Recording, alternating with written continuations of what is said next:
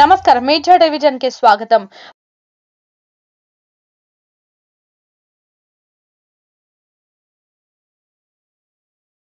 అక్రమ రవాణా చేసినామంటూ పక్కపక్కలో ఉండేటువంటి ఆ ఉక్కు ఫ్యాక్టరీలకు అమ్మినామంటూ రకరకాల ఛానల్స్ లో వార్తలు ప్రసారమైనాయి। కొన్ని పేపర్లలో వార్తలు ప్రచురించబడ్డాయి కూడా। ఆ రోజు నేను ప్రెస్ మీట్ పెట్టినా,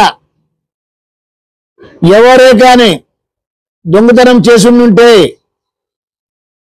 చట్ట వ్యతిరేక కార్యకలాపాలు చేసి ఉంటే దానిపైన విచారణ జరిపి చర్యలు తీసుకోవాలి అని చెప్పి సాక్షాత్తు సిబిఐ డైరెక్టర్ గారికి లెటర్ రాయడం జరిగింది। అది క్లోజ్ అయ్యి చాలా సంవత్సరాలు అయిపోయింది। అక్కడ కంప చెట్లన్నీ కూడా పెరిగిపోయినాయి, రోడ్లన్నీ కూడా ఇదైనాయి। అంత ఈజీగా ఎవరు తీసుకొని పోలేరు। పోయి ఉన్నా కూడా గుర్తులు దొరుకుతాయి, పాతవి కొత్తవి అనేది గుర్తులు దొరుకుతాయి। ఆ మైనింగ్ లో 10 ఏళ్ళు వదిలేస్తే ఎలా ఉంటుంది, మైనింగ్ చేస్తే ఎలా ఉంటుంది, తేడా ఉంటుంది। కాబట్టి ఎవరైనా కానీ దొరికిపోతారనే విషయం మీ అందరికీ చెప్పిన। కానీ నిన్నటి రోజు రాత్రి మీకు ఫోటోలు చూపిస్తా ఉన్నా,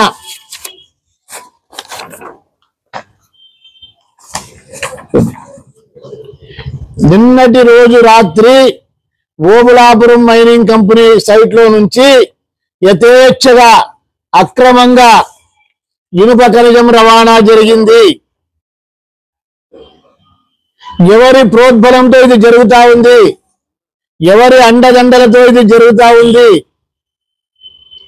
అక్కడే దగ్గరలో ఉన్నటువంటి ఉక్కు ఫ్యాక్టరీలకి ఈ ఇనుప ఖనిజాన్ని రాత్రి అక్రమంగా రవాణా చేసి అమ్ముకున్నారు అని చెప్పి మాకు సమాచారం ఉంది।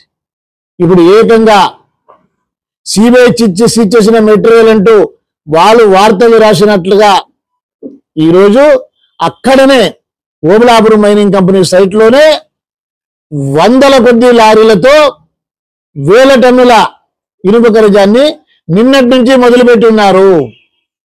అక్కడే ఉక్కు ఫ్యాక్టరీలకు అమ్ముతున్నారని సమాచారం ఉంది। ఇది ఎలా జరుగుతా ఉంది, ఇది ఎవరి కోసం జరుగుతా ఉంది, ఆ డబ్బులు ఎవరికి పోతూ ఉన్నాయి? గౌరవ ముఖ్యమంత్రి చంద్రబాబు నాయుడు గారు, ఉప ముఖ్యమంత్రి పవన్ కళ్యాణ్ గారు దయచేసి రాయదుర్గంలో ఏం జరుగుతూ ఉందో ఒక్కసారి చూడండి। ఈ రాష్ట్రంలోనే లేనంత అక్రమాలు ఇక్కడ జరుగుతున్నాయి, యథేచ్ఛంగా దోపిడీ జరుగుతూ ఉంది। మేము కూడా కూటమిలో ఉన్నాము, ప్రభుత్వానికి చెడ్డ పేరు వస్తూ ఉంది। మా బాధ అంతా ఇదే, ప్రభుత్వానికి చెడ్డ పేరు తెచ్చే పనులే రాయదుర్గంలో జరుగుతూ ఉన్నాయి। అక్రమంగా ఇనుప ఖనిజాన్ని ఎవరైతే తరలిస్తూ ఉన్నారో వాళ్ళని వెంటనే అరెస్ట్ చేయాలి। అక్రమంగా తరలిపోయినటువంటి ఇనుప ఖనిజాన్ని పక్కలో ఉండే ఫ్యాక్టరీలకి అమ్మినారని చెప్తున్నారు, వాళ్ళపైన కూడా చర్యలు తీసుకోవాలి।